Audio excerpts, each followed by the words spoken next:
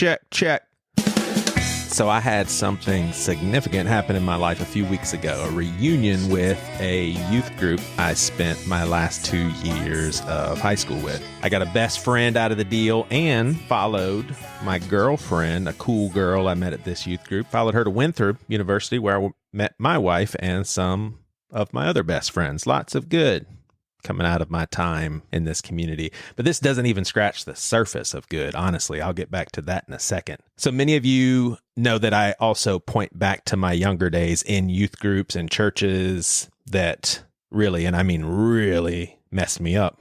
Well, this would be one of the churches that I'm referencing back to. Now, some of the damaging things, in my opinion, is greatly due to my personal wiring, as many kids had the same upbringing as I did, but responded very differently.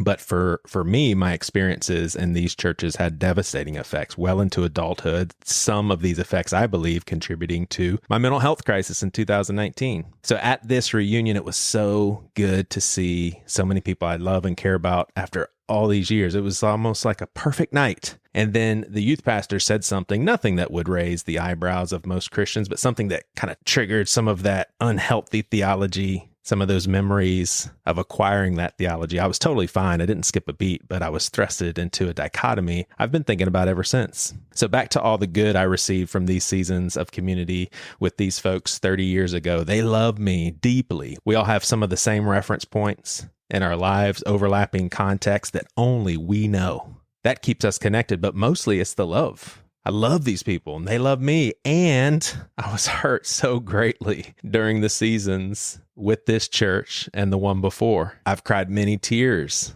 over the damage, and I've never been mad at anyone. There's no one for me to get mad at. Most of the things, good and bad, that I received from these communities in my former years, at least in my experiences, they were all given to me from a heart of love.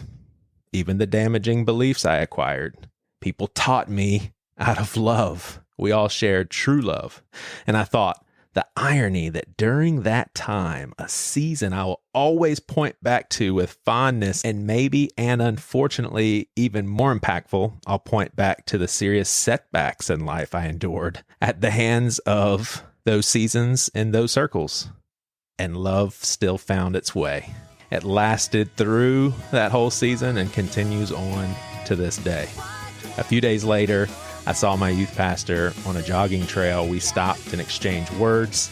He was so happy that I was there the other night, and with the most sincerity one can express, told me he loved me. And I know that he meant it because I feel the same way about him. What's that?